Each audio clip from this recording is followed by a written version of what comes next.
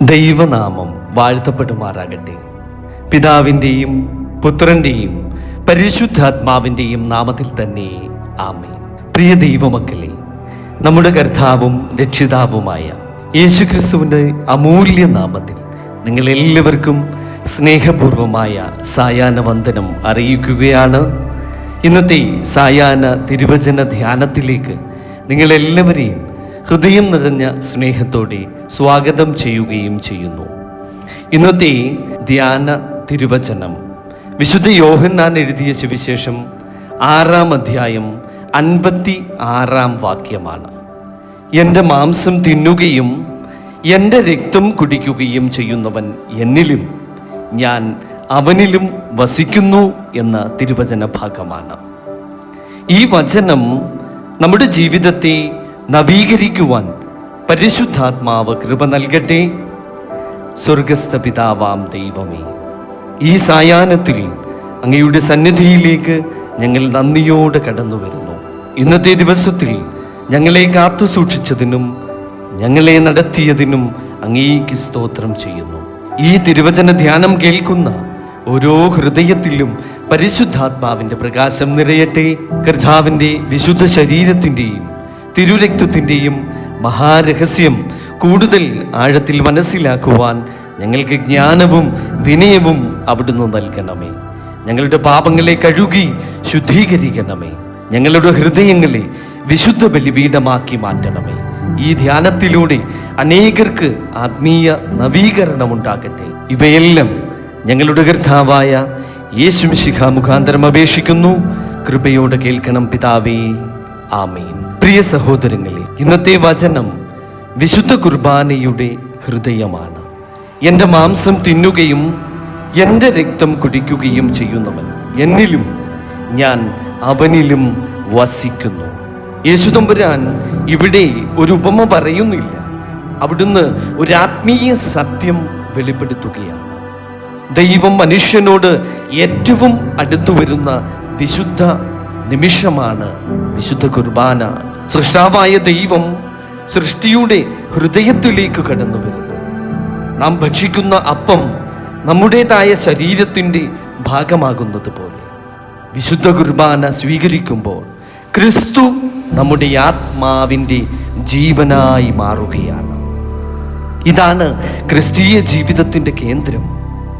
ക്രിസ്തുവിനെ കുറിച്ച് കേൾക്കുന്നത് മാത്രം പോരാ, ക്രിസ്തുവിനെ സ്നേഹിക്കുന്നത് മാത്രം പോരാ, ക്രിസ്തുവിനോടൊപ്പം ജീവിക്കണം. അതിലും വലിയ കാര്യം ക്രിസ്തു നമ്മിൽ ജീവിക്കണം. അതുകൊണ്ടാണ് ഈശോ പറയുന്നത്, ഞാൻ അവനിലും വസിക്കുന്നു.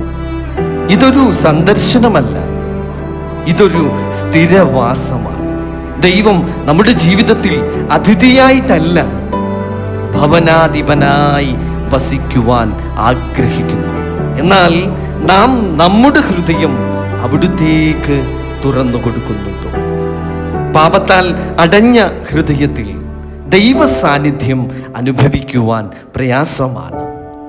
അതുകൊണ്ട് പരിശുദ്ധ സഭ നമ്മെ നിരന്തരം അനുതാപത്തിലേക്കും വിശുദ്ധ കുംഭസാരത്തിലേക്കും വിശുദ്ധ ജീവിതത്തിലേക്കും നമ്മെ ക്ഷണിക്കുന്നു.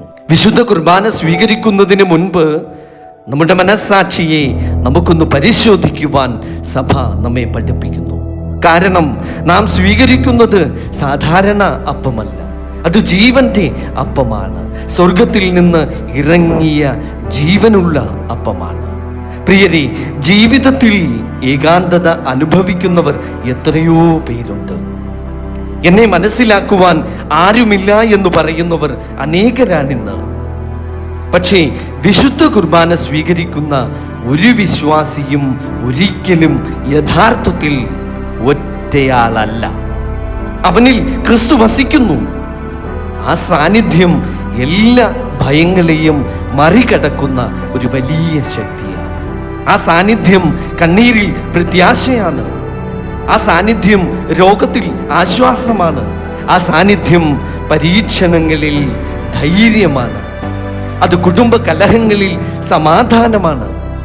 ആ സാന്നിധ്യം മരണഭയത്തിൽ പോലും നിത്യജീവന്റെ ഉറപ്പാണ്. പ്രിയ വിശ്വാസികളെ, അതുകൊണ്ടാണ് വിശുദ്ധ കുർബാനയെ ആത്മാവിൻ്റെ ജീവൻ എന്ന് വിളിക്കുന്നത്.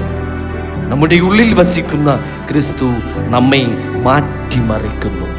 നമ്മുടെ ചിന്തകൾ മാറുന്നു, നമ്മുടെ വാക്കുകൾ മാറുന്നു, നമ്മുടെ പ്രവൃത്തികൾ മാറുന്നു. ക്ഷമിക്കുവാൻ കഴിയാത്തവർ ക്ഷമിക്കാൻ പഠിക്കുന്നു. സ്നേഹിക്കുവാൻ കഴിയാത്തവർ സ്നേഹത്തിൻ്റെ മനുഷ്യരായിത്തീരുന്നു. സ്വാർത്ഥത നിറഞ്ഞ ഹൃദയം സേവനത്തിൻ്റെ ഹൃദയമാകുന്നു. കാരണം ജീവിക്കുന്നത് ഇനിയും ഞാനല്ല, എന്നിൽ വസിക്കുന്ന ക്രിസ്തുവാണ്. ഹല്ലേലൂയ. ഇന്ന് ഈ വചനം നമ്മോടൊരു ചോദ്യം ചോദിക്കുന്നുണ്ട്. ഞാൻ വിശുദ്ധ കുർബാനയെ ഒരു പതിവായി മാത്രമാണോ കാണുന്നത്, അല്ലെങ്കിൽ ജീവനുള്ള ക്രിസ്തുവിനെ സ്വീകരിക്കുന്ന അത്ഭുത നിമിഷമായിട്ടാണോ വിശുദ്ധ കുർബാനയെ നാം കാണുന്നത്? ഓരോ വിശുദ്ധ കുർബാനയും സ്വർഗം ഭൂമിയെ സ്പർശിക്കുന്ന ആ വലിയ നിമിഷമാണ്. ഓരോ വിശുദ്ധ കുർബാനയും ദൈവം മനുഷ്യനെ ആലിംഗനം ചെയ്യുന്ന നിമിഷങ്ങളാണ്. ഓരോ വിശുദ്ധ കുർബാനയും ആത്മാവിൻ്റെ വിശപ്പിന് ലഭിക്കുന്ന ദൈവിക ആഹാരമാണ്. പ്രിയ ദൈവമക്കളെ, അതിനാൽ നാം ഓരോ വിശുദ്ധ കുർബാനയ്ക്കും ഒരുക്കത്തോടെ സമീപിക്കണം. വിശ്വാസത്തോടെയും വിനയത്തോടെയും സ്നേഹത്തോടെയും സമീപിക്കണം. അപ്പോൾ യേശുവിൻ്റെ വാഗ്ദാനം നമ്മുടെ ജീവിതത്തിലും സത്യമായി തീരും. ഞാൻ അവനിലും വസിക്കുന്നു.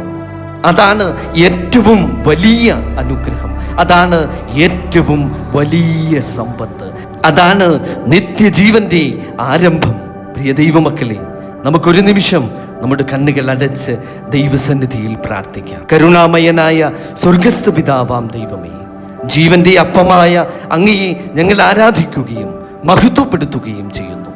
അങ്ങയുടെ വിശുദ്ധ ശരീരവും അമൂല്യമായ തിരുരക്തവും ഞങ്ങൾക്ക് നൽകിയ ആ അനന്ത സ്നേഹത്തിന് ഞങ്ങൾ നന്ദിയോടെ നിന്നെ സ്തോത്രം ചെയ്യുന്നു. ഞങ്ങളുടെ ഹൃദയങ്ങളെ ഒന്ന് വിശുദ്ധമാക്കണമേ. പാപത്തിൽ നിന്ന് ഞങ്ങളെ മോചിപ്പിക്കണമേ. വിശുദ്ധ കുർബാനയെ കൂടുതൽ സ്നേഹിക്കുവാനുള്ള ഒരു കൃപ തമ്പുരാനെ അടിയങ്ങൾക്ക് പ്രദാനം ചെയ്യണമേ. ഞങ്ങളുടെ കുടുംബങ്ങളിൽ സമാധാനം നിറയട്ടെ. രോഗികൾക്ക് സൗഖ്യം നൽകണമേ. നിരാശയിലായിരിക്കുന്നവർക്ക് പ്രത്യാശ നൽകണമേ. തൊഴിലന്വേഷിക്കുന്നവർക്ക് അനുഗ്രഹത്തിൻ്റെ പുതുവഴികളെ തമ്പുരാനെ അവിടുന്ന് തുറന്ന് നൽകണമേ. യുവജനങ്ങളെ വിശുദ്ധിയിലേക്ക് നയിക്കണമേ. വൃദ്ധജനങ്ങളെ ശക്തിപ്പെടുത്തണമേ. കുട്ടികളെ അനുഗ്രഹിക്കണമേ. ഈ ധ്യാനം കേൾക്കുന്ന ഓരോ വ്യക്തിയുടെയും ജീവിതത്തിൽ അങ്ങയുടെ സാന്നിധ്യം അനുഭവിച്ചറിയുവാൻ ഇടയാകട്ടെ. എപ്പോഴും അങ്ങയിൽ വസിക്കുവാനും അങ്ങയെ ഹൃദയത്തിൽ വഹിച്ചുകൊണ്ട് ജീവിക്കുവാനും ഞങ്ങളെ അവിടുന്ന് സഹായിക്കണമേ. പരിശുദ്ധ കന്യകമറിയത്തിൻ്റെയും വിശുദ്ധ യൗസേപ്പ് പിതാവിൻ്റെയും സകല പരിശുദ്ധന്മാരുടെയും പരിശുദ്ധമതികളുടെയും മധ്യസ്ഥ പ്രാർത്ഥന ഞങ്ങൾക്ക് കാവലും കോട്ടയുമായി തീരുമാറാകണമേ. ആമേൻ. പ്രിയ ദൈവമക്കളെ, ഈ ധ്യാനം നിങ്ങളെ അനുഗ്രഹിച്ചെങ്കിൽ നിങ്ങളുടെ കുടുംബാംഗങ്ങൾക്കും സുഹൃത്തുക്കൾക്കും ഇവ പങ്കുവയ്ക്കുക. ദൈവവചനം കൂടുതൽ ഹൃദയങ്ങളിലേക്ക് എത്തുവാൻ ഈ ശുശ്രൂഷയിൽ നിങ്ങൾക്കും പങ്കാളികളാകാം. കർത്താവായ യേശുമിശിഹായുടെ സമാധാനവും വിശുദ്ധ കുർബാനയുടെ കൃപയും എന്നും നിങ്ങളോട് കൂടെ ഉണ്ടായിരിക്കുമാറാകട്ടെ. ആമേൻ.